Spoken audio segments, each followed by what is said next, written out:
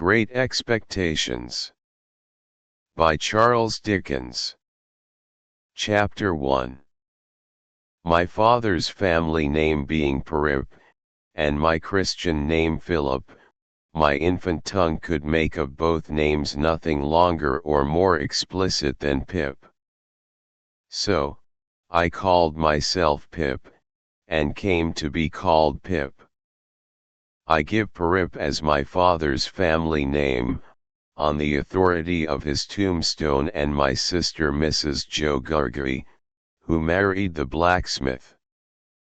As I never saw my father or my mother, and never saw any likeness of either of them, for their days were long before the days of photographs, my first fancies regarding what they were like were unreasonably derived from their tombstones. The shape of the letters on my father's gave me an odd idea that he was a square, stout, dark man, with curly black hair. From the character and turn of the inscription, also Georgiana, wife of the above, I drew a childish conclusion that my mother was freckled and sickly. To 5 little stone lozenges, each about 1.5 feet long, which were arranged in a neat row beside their grave, and were sacred to the memory of 5 little brothers of mine who gave up trying to get a living, exceedingly early in that universal struggle. I am indebted for a belief I religiously entertained that they had all been born on their backs with their hands in their trousers pockets, and had never taken them out in this state of existence. Ours was the marsh country, down by the river, within, as the river wound, 20 miles of the sea. My first most vivid and broad impression of the identity of things seems to me to have been gained on a memorable raw afternoon towards evening.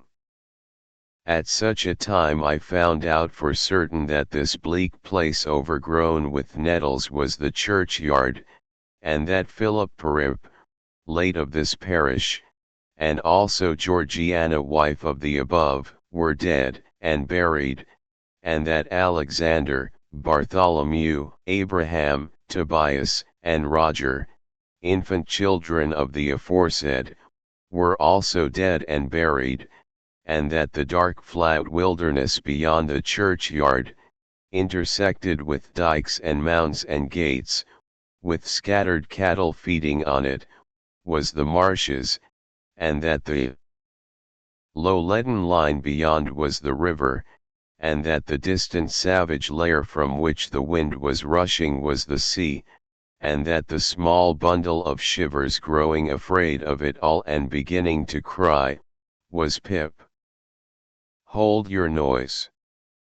cried a terrible voice, as a man started up from among the graves at the side of the church porch. "Keep still, you little devil, or I'll cut your throat." A fearful man, all in coarse grey, with a great iron on his leg. A man with no hat, and with broken shoes, and with an old rag tied round his head. A man who had been soaked in water, and smothered in mud, and lamed by stones, and cut by flints, and stung by nettles, and torn by briars, who limped, and shivered, and glared, and growled, and whose teeth chattered in his head as he seized me by the chin. "Oh, don't cut my throat, sir," I pleaded in terror. "Pray don't do it, sir." "Tell us your name," said the man. "Quick." "Pip, sir." "Once more," said the man, staring at me. "Give it mouth." "Pip." "Pip, sir." "Show us where you live," said the man. "Point out the place." I pointed to where our village lay, on the flat inshore among the alder trees and pollards, a mile or more from the church. The man, after looking at me for a moment, turned me upside down, and emptied my pockets. There was nothing in them but a piece of bread. When the church came to itself, for he was so sudden and strong that he made it go head over heels before me, and I saw the steeple under my feet when the church came to itself, I say, I was seated on a high tombstone, trembling while he ate the bread ravenously. "You young dog," said the man, licking his lips, "what fat cheeks you ha got."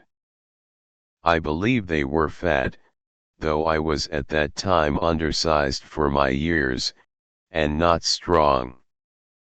"Darn me if I couldn't eat 'em," said the man, with a threatening shake of his head, "and if I ha'n't half a mind to tea." I earnestly expressed my hope that he wouldn't, and held tighter to the tombstone on which he had put me, partly, to keep myself upon it, partly, to keep myself from crying. "Now look ye here," said the man. "Where's your mother?" "There, sir," said I. He started, made a short run, and stopped and looked over his shoulder. "There, sir," I timidly explained. "Also Georgiana. That's my mother." "Oh," said he, coming back. "And is that your father along or your mother?" "Yes, sir," said I, "him too, late of this parish." "Ha!" he muttered then, considering. "Who d'ye live with supposin' you're kindly let to live, which I ha'n't made up my mind about." "My sister, Sir Mrs. Joe Gargery, wife of Joe Gargery, the blacksmith, sir." "Blacksmith, eh?" said he, and looked down at his leg. After darkly looking at his leg and me several times, he came closer to my tombstone, took me by both arms, and tilted me back as far as he could hold me, so that his eyes looked most powerfully down into mine, and mine looked most helplessly up into his. "Now look ye here," he said, "the question being whether you're to be let to live. You know what a file is?" "Yes, sir." "And you know what wittles is?" "Yes, sir." After each question he tilted me over a little more, so as to give me a greater sense of helplessness and danger. "You get me a file." He tilted me again. "And you get me wittles." He tilted me again. "You bring 'em both to me." He tilted me again. "Or I'll have your heart and liver out." He tilted me again. I was dreadfully frightened, and so giddy that I clung to him with both hands, and said, "If you would kindly please to let me keep upright, sir, perhaps I shouldn't be sick, and perhaps I could attend more." He gave me a most tremendous dip and roll, so that the church jumped over its own weathercock. Then, he held me by the arms, in an upright position on the top of the stone, and went on in these fearful terms: "You bring me, tomorrow morning early, that file and them wittles. You bring the lot to me, at that old battery over yonder. You do it, and you never dare to say a word or dare to make a sign concerning your having seen such a person as me, or any person soever, and you shall be let to live. You fail, or you go from my words in any particular, no matter how small it is, and your heart and your liver shall be tore out, roasted, and ate. Now, I ain't alone, as you may think I am. There's a young man hid with me, in comparison with which young man I am an angel. That young man hears the words I speak. That young man has a secret way peculiar to himself, of getting at a boy, and at his heart, and at his liver. It is in vain for a boy to attempt to hide himself from that young man. A boy may lock his door, may be warm in bed, may tuck himself up, may draw the clothes over his head, may think himself comfortable and safe, but that young man will softly creep his way to him and tear him open. I am a keeping that young man from harming of you at the present moment, with great difficulty. I find it very hard to hold that young man off of your inside. Now, what do you say? I said that I would get him the file, and I would get him what broken bits of food I could, and I would come to him at the Battery, early in the morning. Say, Lord strike you dead if you don't, said the man. I said so, and he took me down. Now, he pursued, you remember what you've undertook, and you remember that young man, and you get home. Good night, sir, I faltered. Much of that, said he, glancing about him over the cold wet flat. I wish I was a frog. Or a eel. At the same time, he hugged his shuddering body in both his arms, clasping himself, as if to hold himself together, and limped towards the low church wall. As I saw him go, picking his way among the nettles, and among the brambles that bound the green mounds, he looked in my young eyes as if he were eluding the hands of the dead people, stretching up cautiously out of their graves, to get a twist upon his ankle and pull him in. When he came to the low church wall, he got over it, like a man whose legs were numbed and stiff, and then turned round to look for me. When I saw him turning, I set my face towards home, and made the best use of my legs.